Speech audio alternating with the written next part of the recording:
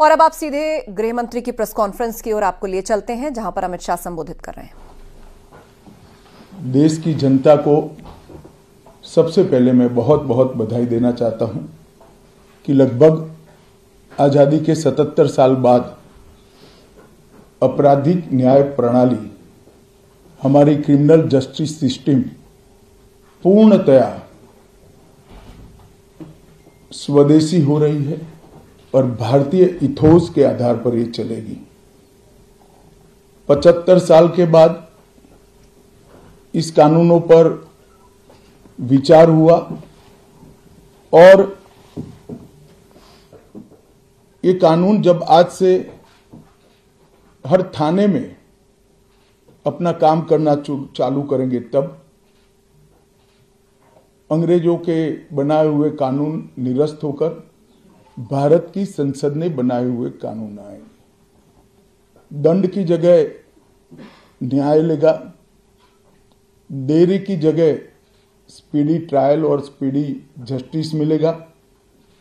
और पहले सिर्फ पुलिस के अधिकारों की रक्षा की गई थी, अब पीड़ितों के अधिकारों की रक्षा और जो कंप्लेनेंट है इसके भी अधिकारों की रक्षा करने का काम होगा।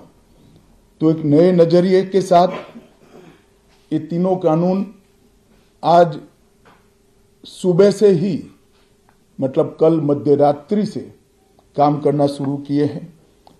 अब इंडियन पिनल कोड, जिसको आईपीसी कहते थे, 1860 से जो कानून था, इसकी जगह बीएनएस भारतीय न्याय संहिता आएगी। क्रिमिनल प्रोसीजर कोड, जिसको सीआरपीसी कहते थे, जो 1898 से अमल में था, इसकी जगह भारतीय नागरिक सुरक्षा संहिता बीएनएस आएंगे। और इंडियन एविडेंस एक्ट 1872 से जो इस देश की क्रिमिनल जस्टिस सिस्टम को गवर्न करता था, इसकी जगह भारतीय साक्ष्य अधिनियम बीएसए लागू होगा। तो बीएनएस, बीएनएसएस और बीएसए के लागू होने से पूरी न्याय प्रणाली का आपराधिक कानूनों की पूर्णतया इसके अंदर हम कह सकते अब भारतीय आत्मा है। इसके ढेर सारे प्रावधान ऐसे किए गए हैं जिससे कई समूहों को फायदा होगा। कई सारी दफाएं जो अंग्रेजों के समय से विवाद में रही, इसको हटाकर आज के समय के अनुकूल धाराएं जोड़ी गई है। और कई सारी ऐसी चीजें जिससे भारतीय नागरिकों को परेशानी थी, इसको हटाकर नए प्रावधान किए गए हैं। सबसे पहले हमने इसमें हमारे संविधान के स्पिरिट के तहत दफाओं की और चैप्टर्स की प्रायोरिटी तय की है। सबसे पहली प्रायोरिटी महिलाओं और बच्चों के अपराध को दी गई है और मैं मानता हूं कि ये करने की बहुत समय से पहले जरूरत थी। एक पूरा अध्याय इसमें जोड़ा गया है जिसमें 35 धाराएं हैं और 13 प्रावधान हैं, जिसमें गैंग रेप के लिए अब 20 साल की सजा या तो कारावास, आजीवन कारावास, नाबालिग के साथ बलात्कार में मौत की सजा, झूठा वादा पहचान छिपाकर शोषण करने वालों के लिए भी अलग से अपराध बनाया गया है। पहले सुप्रीम कोर्ट के जजमेंट से चलता था। पीड़िता का बयान उसके घर पर महिला अधिकारियों की उपस्थिति में और अपने परिजनों की उपस्थिति में लेने का भी प्रावधान किया है। और इसके साथ साथ ऑनलाइन एफआईआर की व्यवस्था से भी ढेर सारी उत्पीड़न का सामना कर रही महिला एम्ब्रेसमेंट से बच पाएगी, ऐसा हमारा मानना है। सालों से देश भर में मॉब लिंचिंग के अपराध के लिए कानून में कोई प्रावधान नहीं था। प्रावधान करने की मांग होती थी। पहली बार मॉब लिंचिंग को परिभाषित किया गया है। नस्ल, जाति, समुदाय, लिंग, जन्म स्थान, भाषा और अन्य कारणों से जो मॉब लिंचिंग होता है, इसमें 7 वर्ष के कारावास से लेकर मृत्यु की सजा और आजीवन कारावास तक इसके अंदर जोड़ा गया है। तो एक बहुत बड़े समय से जो मांग थी वो पूरी होने जा रही है। रात 2 एक ऐसा कानून था जो अंग्रेजों ने अपने शासन की रक्षा के लिए बनाया, चाहे महात्मा गांधी हो, चाहे तिलक महाराज हो, चाहे सरदार पटेल हो, सभी लोग यही कानून के तहत 6-6 साल की सजा काटे थे। इसी कानून के तहत केसरी पर प्रतिबंध लगाया गया था। वो अपने राज्य की सुरक्षा के लिए अंग्रेजों ने बनाया हुआ कानून था। राजद्रोह को हमने जड़ से समाप्त कर दिया है और देश विरोधी हरकतों के लिए नई धारा लेकर आए हैं। पहले सरकार के खिलाफ स्टेटमेंट देना गुनाह था, अब भारत की एकता और अखंडता को क्षतिग्रस्त करने के लिए ये कानून अमल में आएगा। तो आज़ादी के इतने सालों के बाद ये कानून में बदलाव हुआ है, जो एक बहुत बड़ा परिचायक है हमारे संविधान के स्पिरिट का। मैं आप सभी के सामने बड़े विश्वास के साथ कहता हूं कि ये तीनों कानूनों के पूर्ण स्पिरिट के साथ देश भर में लागू होने के बाद ये कानून सबसे आधुनिक न्याय प्रणाली का सर्जन करेंगे। टेक्नोलॉजी को हमने न केवल अपनाया है, आने वाले 50 सालों तक टेक्नोलॉजी में जो भी अनुसंधान होने की संभावनाएं हैं, इस सबको कानून के अंदर हमने व्याख्या के तौर पर समाहित किया है, जैसे आने वाले समय में भी जो अनुसंधान होंगे वो व्याख्यायित किए गए। ये विश्व की सबसे आधुनिक न्याय प्रणाली बनेगी, इसका मुझे विश्वास है। कंप्यूटराइजेशन की प्रक्रिया ऑलरेडी पूरी हो गई है। 99.9% थाने कंप्यूटराइज हो चुके हैं। ई रिकॉर्ड जनरेट करने की प्रक्रिया भी हमने 2019 से ही चालू कर दी थी। 0 FIR, ई FIR, चार्जशीट और जवाब ये सभी डिजिटल होगा। किसी को बड़े बड़े जेरोक्स निकालकर करने की जरूरत नहीं है। 1 लाख पेज की चार्जशीट भी एक छोटे से पेन ड्राइव से जजेस के सामने जाएगी और पक्षकर्ताओं को दिए जाएगी।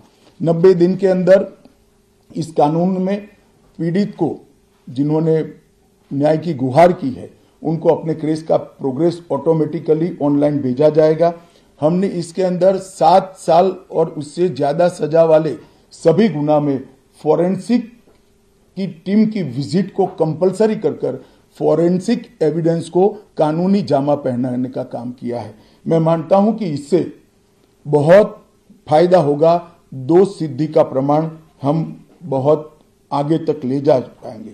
साक्ष्यों की रिकॉर्डिंग और जांच पड़ताल में रिकॉर्डिंग की अनुमति दी है। वीडियोग्राफी को सर्च और सीजर के वक्त पर अनिवार्य किया है, जिससे किसी को फंसाने की कोई साजिश न हो पाए।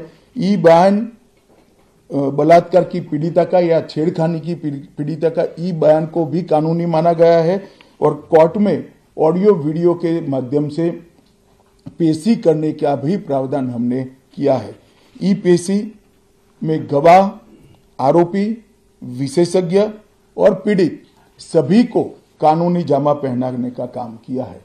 इसमें जो फॉरेंसिक विजिट को अनिवार्य बनाया गया है, इसको हमने दूरदर्शिता पूर्वक काम कर नेशनल फॉरेंसिक साइंस लेबोरेटरी 2020 में बनाकर इसके लिए ट्रेन मैन पावर का सर्जन का काम ऑलरेडी कर चुके हैं। मुझे पूरा भरोसा है कि 3 साल के बाद इस देश में हर साल 40,000 से ज्यादा ट्रेन मैन पावर का फोर्स हमारी कानूनी क्रिमिनल जस्टिस सिस्टम की सेवा में उपलब्ध होगा। कन्विक्शन का रेशियो इसके माध्यम से 90% तक ले जाने का हमने प्रावधान किया है और फॉरेंसिक इंफ्रास्ट्रक्चर को बढ़ाने के लिए अभी हमारी कैबिनेट ने निर्णय किया है और 9 राज्यों में फॉरेंसिक साइंस यूनिवर्सिटी के कैंपस खोले जाएंगे और 6 सेंट्रल फॉरेंसिक लेबोरेटरीज को भी हमने करा है। ये कानून विक्टिम सेंट्रिक है। पहले दिनों तक किसी को पुलिस ले जाती थी, परिवार वालों को कोर्ट में आना पड़ता था। अब हमने कंपलसरी किया है कि हर थाने में रजिस्टर होगा और ई रजिस्टर भी होगा कि कौन सा अपराधी पुलिस की कस्टडी में है, जिससे हेबियस के माध्यम से कोर्ट में नहीं जाना पड़ेगा। तलाशी और रेड दोनों स्थिति में वीडियोग्राफी की जाएगी, जिससे पुलिस के अधिकारों का दुरुपयोग न हो पाए। और हमने अपराधियों को बेल को भी लंबे समय तक लंबित केसों में कानूनन बना दिया है, जिसमें एक निश्चित समय मर्यादा अपराध के अंदर जो सजा है उसके अनुपात में हो जाने के बाद जेल सुपरिटेंडेंट की जिम्मेदारी होगी कि इसको बेल पर रिहा किया जाए। तो इसके लिए कोर्ट में किसी को जाने की जरूरत नहीं पड़ेगी। इसमें विक्टिम को अपनी बात रखने का मौका मिलेगा, इंफॉर्मेशन का अधिकार मिलेगा और नुकसान के लिए क्षतिपूर्ति का भी अधिकार पहली बार भारतीय कानूनों में हम करने जा रहे हैं। 0 FIR, विक्टिम की FIR की प्रति की निःशुल्क प्राप्ति और 90 दिन में जांच का रिपोर्ट देने से इससे बहुत बड़ा फायदा होगा। समय पर न्याय लगभग 35 न्याय प्रणाली की 35 धाराओं में हमने समय मर्यादा निश्चित की है और ये टेक्निक के आधार पर प्रोसीडिंग्स होने के कारण भी समय पर न्याय मिलेगा। 3 दिन में FIR दर्ज करनी है, 7 दिन के भीतर जांच रिपोर्ट पीड़िता के सार्वजनिक करनी है, 60 दिन के अंदर ही अपराध तय करने हैं और घोषित अपराधियों के खिलाफ 90 दिन के अंदर मुकदमा कायम करना है और आपराधिक मामलों में मुकदमे की सुनवाई के बाद ज्यादा से ज्यादा 45 दिन के अंदर जजमेंट की घोषणा करनी है। तो कई जगह पे हमने समय को कम कर बाध्य कर हमने जल्दी से न्याय मिल पाए इस दिशा में काम किया है। हमने 3 वर्ष से कम कारावास में 60 वर्ष से अधिक उम्र में के लोग जो है इसमें पुलिस अधिकारी की पूर्व अनुमति अरेस्ट के लिए अनिवार्य करी है। गिरफ्तार व्यक्ति को 24 घंटे में मजिस्ट्रेट के सामने ले जाने का प्रावधान भी कानूनी बनाया है और 20 से ऐसी ज्यादा धाराएं हैं जिसमें पुलिस की जवाबदेही हमने सुनिश्चित करी है। पहली बार पीई का भी हमने प्रावधान इसके अंदर किया है। साक्ष्यों के संबंध में भी टेक्नोलॉजी को हमने बढ़ावा दिया है। इलेक्ट्रॉनिक साक्ष्यों के प्रति विश्वसनीयता बढ़े इसके लिए कानूनी प्रावधान कड़े किए हैं। सर्वर लॉग, स्थान संबंधी साक्ष्य और वॉइस मेल ये सब की व्याख्याएं की गई है। अब न्याय प्रक्रिया संविधान की 8वीं अनुसूची में आने वाली सभी भाषाओं में काम करती हो जाएगी। हमारी स्थानीय भाषाओं के लिए बहुत बड़ा फैसला है। हमारा पूरा सॉफ्टवेयर जो बनेगा वो 8वीं अनुसूची में आने वाली सभी भाषाओं में बनेगा। कानून बनने के बाद संसद ने पारित करने के बाद तैयारी के लिए ढेर सारा प्रयास भारत सरकार के गृह मंत्रालय और हर राज्य के गृह मंत्रालय और जस्टिस मंत्रालय ने किया है। लगभग 22.5 लाख पुलिस कर्मियों की ट्रेनिंग के लिए 12,000 मास्टर ट्रेनर्स बना दिए गए। कई इंस्टीट्यूशन को अधिकृत किया गया और 23,992 मास्टर ट्रेनर अब तक ट्रेन हो चुके हैं। जुडिशरी में 21,000 सबऑर्डिनेट जुडिशरी का ट्रेनिंग हो चुका है और इसके लिए भी आगे पर मास्टर ट्रेनर्स की कई बैच स्थानीय भाषाओं में तैयार हो गई है। 20,000 पब्लिक प्रोसिक्यूटर्स को ट्रेन किया गया है और लगभग हर प्रोसिक्यूटर को एक ऐप दे दिया गया है और नए कानून छापे हुए दिए गए हैं कि पुरानी धारा कौन सी थी, नई धारा कौन सी है।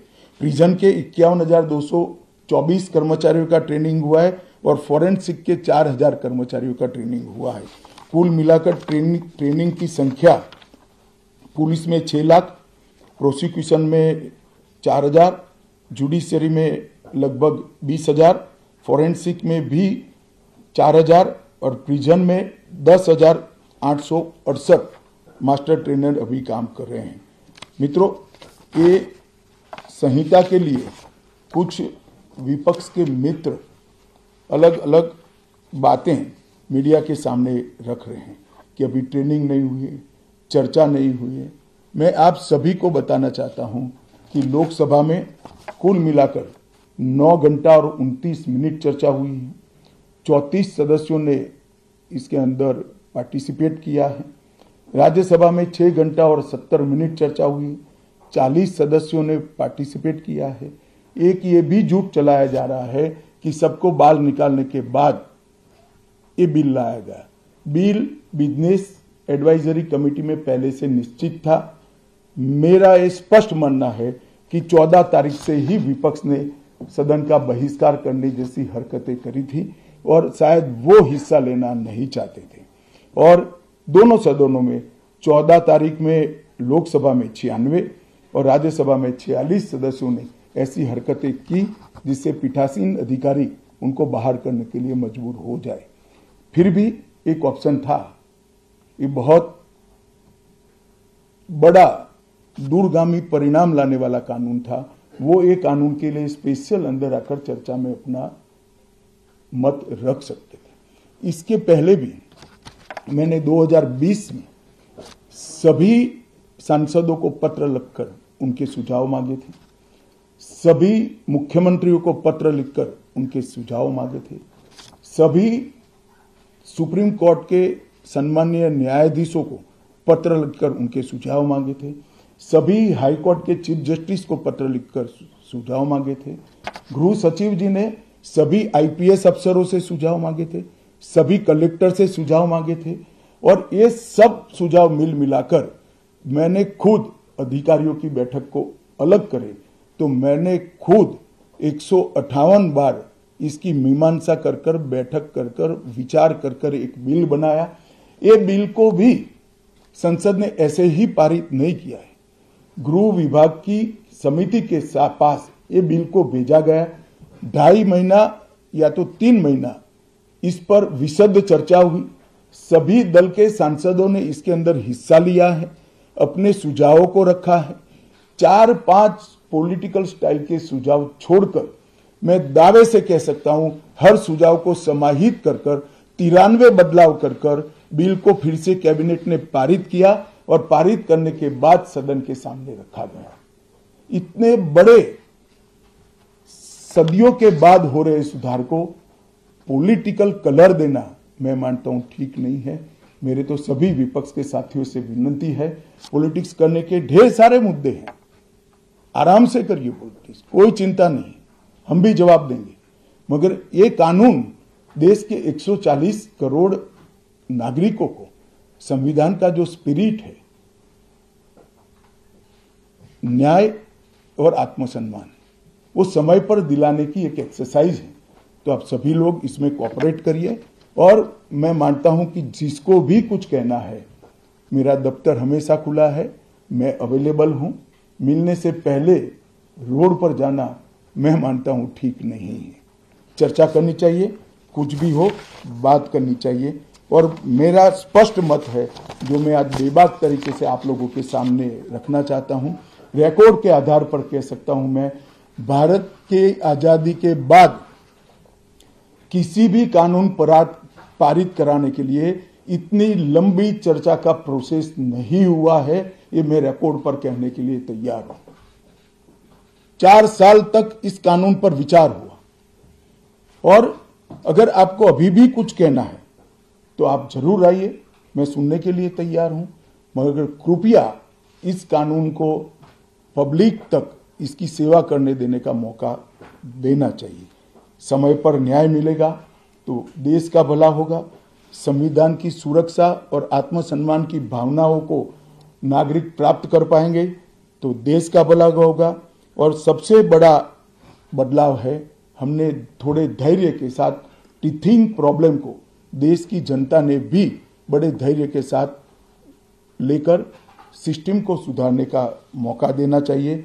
और मैं सभी दलों से भी कहना चाहता हूं कि राजनीति से ऊपर उठकर आप इसका समर्थन करिए और जो भी सुझाव जनता के हित में है लेकर आइए। हम इस पर चर्चा करने के लिए तैयार हैं।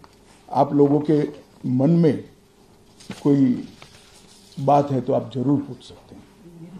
सर, मैं नीरज पांडे हूं, एबीपी न्यूज़ से। मेरा सवाल है सर, पहले के कानून में किसी भी आरोपी को जो गिरफ्तार किया जाता था तो 15 दिन के रिमांड की व्यवस्था थी। अभी जो नया कानून है उसमें गिरफ्तारी के 60 दिनों तक कभी भी या तो एक साथ या हिस्सों में बुलाकर रिमांड पे लिया जा सकता है, तो इसका फायदा क्या होगा? नहीं, मैं आपको समझाता हूं, ये भ्रांति फैलाई गई है कि रिमांड का समय बढ़ाया गया है।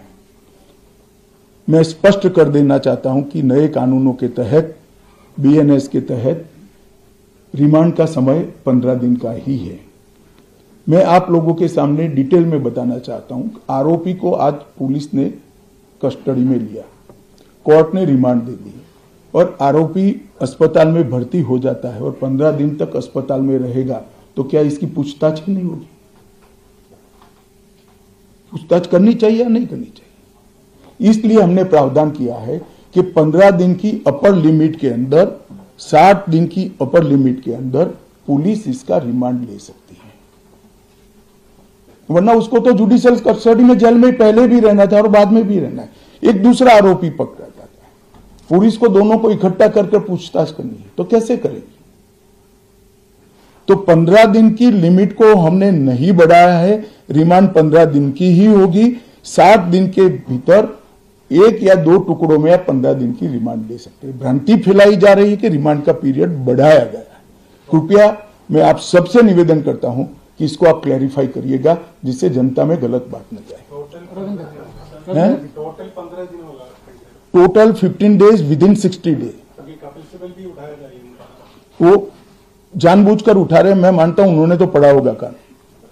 सर, ये आज से ये कानून लागू हुआ, लेकिन सबसे पहला जो मामला एफआईआर हुआ अगर दिल्ली में देखे तो स्ट्रीट वेंडर के खिलाफ कर दिया है पुलिस। ये झूठ है, ये झूठ है। सबसे पहला मामला अब तक के रिकॉर्ड के हिसाब से ग्वालियर के पुलिस थाने में हुआ है और चोरी का है।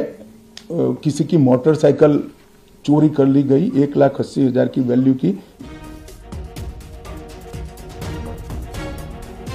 अमित शाह की प्रेस कॉन्फ्रेंस, जहां पर उन्होंने नए आपराधिक कानूनों को लेकर बात की है और सभी कानूनों को डिस्क्राइब किया है। जो अब बदलाव हुए हैं उन सभी बदलावों को डिस्क्राइब किया है। तो ये सबसे आधुनिक न्याय प्रणाली है। ऑनलाइन एफआईआर की व्यवस्था भी की गई है। नए आपराधिक कानूनों को लेकर ये प्रेस कॉन्फ्रेंस अभी आपने अमित शाह की सुनी।